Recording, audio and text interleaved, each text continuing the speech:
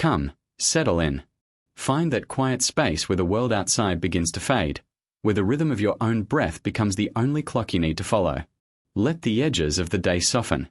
We are going on a journey tonight, not across oceans or into the stars, but downward, deep into the patient memory of the earth itself.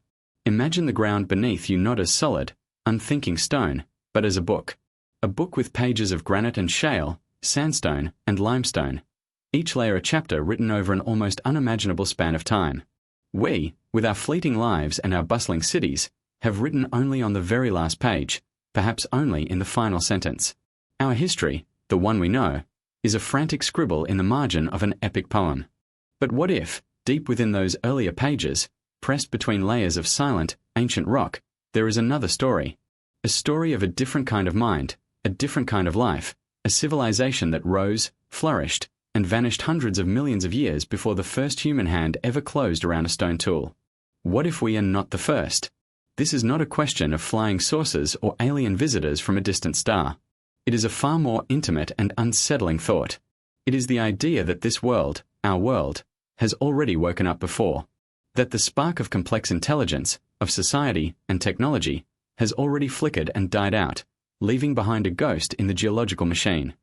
We look to the stars for signs of life, sifting through the static for a single, intelligent whisper. But perhaps the most profound alien message is not in the sky above, but in the rock beneath our feet, a story of a terrestrial sibling we never knew we had. Tonight, we are going to listen for their echo. We will become geological detectives, sifting through the eons, searching not for bones or ruins, but for a shadow, a subtle disturbance in the deep, slow narrative of the planet. Let your mind drift backward, past all recorded history, past the ice ages and the age of mammals, into a time when the continents themselves were in unfamiliar places, and the very air was a different composition. We are looking for a lost world, not on another planet, but in the deep past of our own. The search for such a ghost is an act of profound humility. It requires us to admit that our own idea of a civilization might be hopelessly narrow, a single example from which we have extrapolated a universal law. We look for the things we ourselves would leave behind, the stubborn permanence of plastics, the sudden spike of carbon in the atmosphere from our voracious burning of fossil fuels, the strange, unnatural isotopes scattered by our atomic ambitions. These are the fingerprints of our industrial age, a clear and dramatic signature for any future geologist to find. We are, in our own way, a loud civilization. Our footprint is a heavy one, a sudden, sharp mark on the geological record. But what if a civilization wasn't loud? What if its signature was not a shout, but a whisper? This is the core of the thought experiment, a query given a name as quiet and ancient as the thing it seeks, the Silurian hypothesis. It asks a simple question. If there was an industrial civilization as old as the Silurian period, some 400 million years ago, what traces would it have left by now? The answer is, almost nothing. The surface of the Earth is a relentless recycler. Tectonic plates subduct, pulling continents under. Erosion wears mountains down to dust. Over such a vast expanse of time, any city, any road, any monument, no matter how grand, would be ground into sediment and buried, melted, and remade into new rock. All the direct evidence would be gone. So we must learn to look for the indirect, the subtle, the secondary effects. We must look for the fossil of a footprint, not the fossil of a foot. We must search for anomalies in the chemical story of the planet. A strange abundance of a certain metal in a thin layer of sediment, a peculiar shift in isotope ratios that doesn't quite match any known natural process, a sudden but brief warming event in the deep climate record that seems to have no volcanic or orbital cause. These are the clues we would be looking for. It is like trying to reconstruct a piece of music by looking at the faint, residual vibrations left in the walls of a concert hall, centuries after the orchestra has packed up and gone home. We are listening for the resonance of a forgotten song, a harmony that once played out across the face of a world that was, in every meaningful way, an alien planet. Let us drift back to that world. Let us imagine the Earth in the Devonian period, the age of fishes, nearly 400 million years ago. The sun is younger, slightly dimmer, its light filtering through an atmosphere thicker with oxygen and other gases, giving the sky a different hue, perhaps a deeper, richer blue. There are no birds to fill the air with song. Instead, the air hums with the beating wings of giant insects, dragonflies with the wingspans of eagles, navigating a world without flowers. The land is a strange and primeval tapestry of greens and browns. There are no great forests of oak or pine. Instead, vast, swampy landscapes are dominated by bizarre, towering flora. Club mosses reaching 50 feet into the air, giant horsetails, and the first true trees, Archaeopteris, with frond-like leaves that are more like ferns than modern foliage. The ground is a damp, spongy carpet of mosses and liverworts, and the overwhelming scent is one of wet earth, decay, and the strange, alien perfume of plants that have long since vanished. In the oceans, life is an explosion of armored, experimental forms. Trilobites still scuttle across the seabed, but they are overshadowed by the true rulers of the deep, giant, armor-plated fish like Dunkleosteus, predators the size of a bus with bone-shearing jaws. The reefs are not built by the corals we know today, but by other, stranger organisms, stromatoporoids and tabulate corals, creating vast, intricate structures in the warm, shallow seas. This is the stage. This is the world that might have been home to our hypothetical first intelligence. It is a world so profoundly different from our own that any mind born of it would surely be different as well. It would not see the world through the eyes of a bipedal primate, a creature of the open savanna. It would be a mind shaped by the deep ocean, or by the dense, humid twilight of a fungal forest. It would be a mind for whom our world would seem as alien as this one does to us. To imagine this civilization, we must first let go of our own image. We must shed our human biases and try to see this ancient world on its own terms, a vibrant, living planet ready to dream its first intelligent thought. Who, then, were they? Let us call them the Quiet Ones. They were not creatures of bone and flesh in the way we understand it. They did not spring from the lineage of apes, or even from the vertebrates that were just beginning to crawl tentatively onto the land. Let us imagine they were born of the great silent kingdom of life, the fungi. Picture a vast, networked consciousness, a mycelial mind stretching for miles beneath the damp, rich soil of the Devonian forests. Not a collection of individuals, but a single, sprawling entity. Its thoughts were not electrical impulses firing between neurons in a skull, but slow, deliberate chemical signals passed along a web of interconnected hyphae. Its consciousness was as slow and patient as the growth of a forest, its sense of time measured not in heartbeats, but in seasons, in decades, in centuries. This was a civilization that did not build, but grew. Their cities were not assemblies of stone and steel, but vast, biologically orchestrated patterns in the landscape. Perhaps they learned to guide the growth of the towering fungal trees, creating immense, cathedral-like groves whose architecture was alive, constantly shifting and repairing itself. On the ocean floor, they might have formed a partnership with the reef-building organisms, guiding their growth into colossal, bioluminescent structures that pulsed with a soft, internal light, cities of living coral and sponge, networked by the same mycelial intelligence. They had no need for writing, for their history was encoded in their own genetic makeup. Memories were not stored in books or on servers, but in the very DNA of the network, passed down and edited through generations of growth. To learn history was to connect to a deeper, older part of the network and experience the memory directly, a slow, chemical dream of the past. They were a civilization of immense complexity, but one that left no ruins in the traditional sense. When a city was abandoned, it did not crumble. It simply died back into the ecosystem, its organic components reabsorbed, its patterns slowly fading, becoming just another part of the forest floor or the deep reef, a strange but seemingly natural formation for a future paleontologist to puzzle over. Their technology, like their bodies and their cities, was biological. They were masters of a science we are only just beginning to glimpse, biochemistry. They never discovered fire. Why would they? Combustion is a fast, violent, inefficient release of energy. Their way was the way of the cell, of the enzyme, slow, controlled, and exquisitely precise. They learned to harness photosynthesis far beyond the capabilities of any normal plant, weaving sunlight into complex molecules, storing energy in stable, crystalline forms.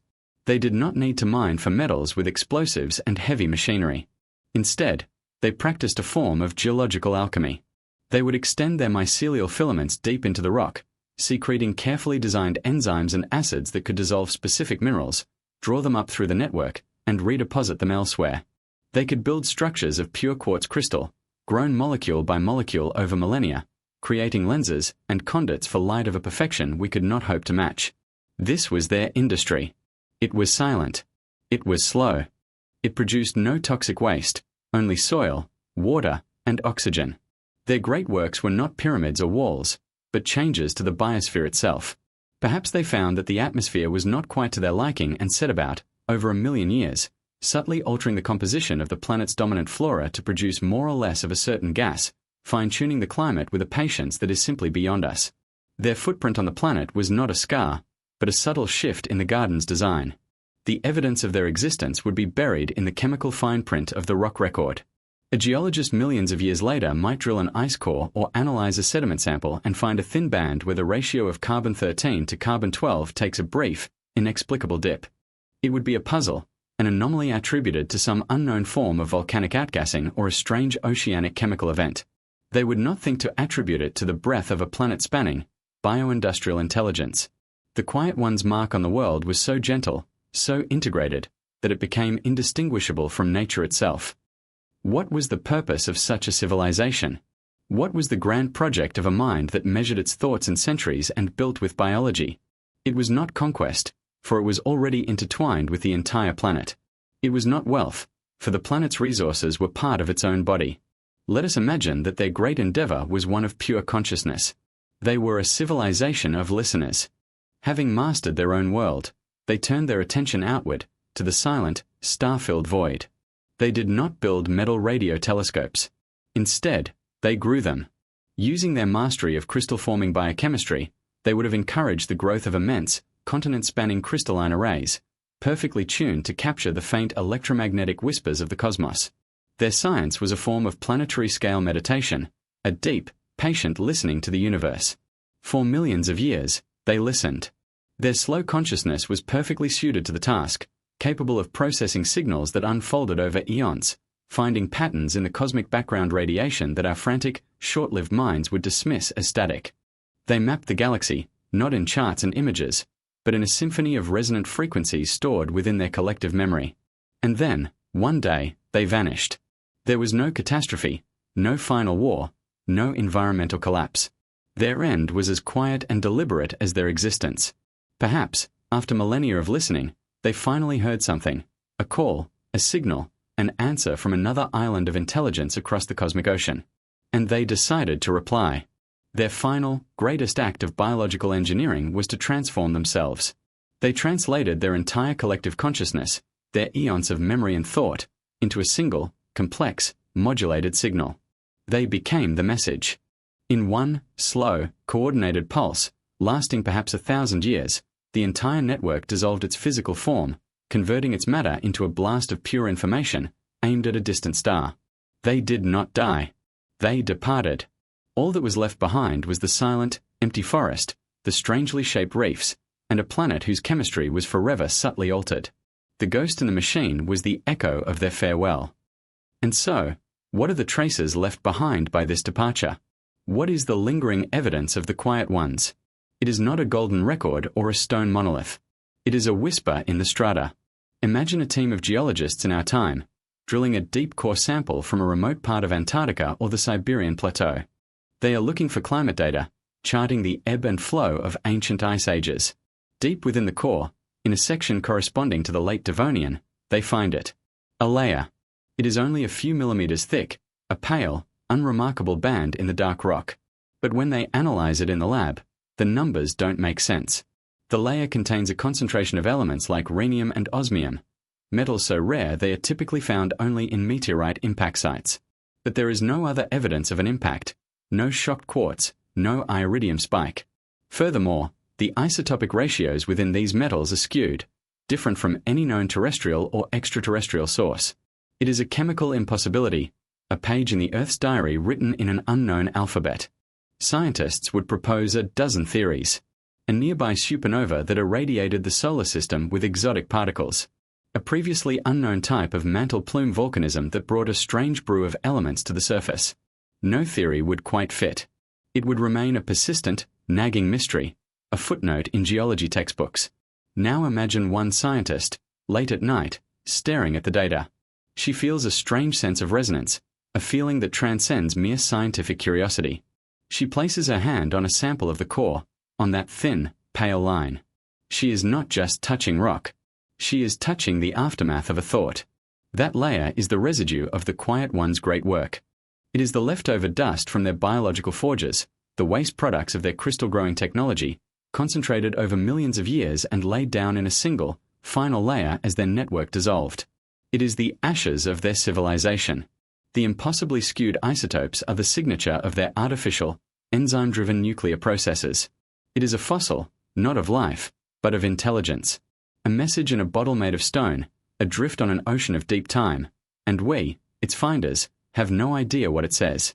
But to touch it is to feel a connection, a faint, ghostly handshake across 400 million years of silence. The story of the Quiet Ones, even as a thought experiment, casts a long shadow over our own.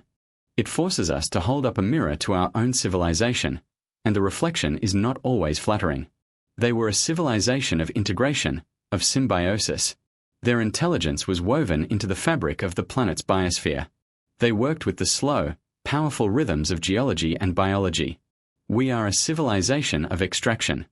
We see the Earth as a warehouse of resources to be consumed. We drill, we blast, we burn. Our relationship with the planet is not symbiotic, but parasitic. Our intelligence is a restless, impatient fire, always seeking to remake the world in its own image, rather than finding its image within the world. Their technology was subtle, elegant, and silent. Ours is loud, explosive, and messy. They sought harmony, we seek dominion. This is not a moral judgment. Our path is a product of our own unique evolutionary history, of the specific pressures and opportunities that shaped our primate minds. But the story of the Quiet Ones suggests that ours is not the only path. It opens up the breathtaking possibility that there are other ways to be intelligent, other forms a civilization can take. It gently questions our assumptions about what progress means. Is it taller buildings and faster machines? Or is it a deeper integration with the world that gave you life? The concept of the Great Filter, the idea of a hurdle that most civilizations fail to overcome, is often seen as a future threat: nuclear war, climate collapse, a rogue AI. But what if the Quiet Ones show us a different perspective? Perhaps they pass the filter not by conquering the stars and rockets, but by achieving a state of perfect sustainability and then choosing to become one with the cosmos in a more profound, less material way. Their story is a quiet, geological whisper telling us, you are not the only kind of mind. Your way is not the only way. This realization, this ghost in the rock, changes not our past, but our present. It reframes our place in the universe. If we were to find definitive proof of such a precursor civilization, the philosophical shockwave would be immense. We have always carried the burden and the glory of being the planet's first and only child to awaken. We are the sole inheritors of this beautiful, lonely world.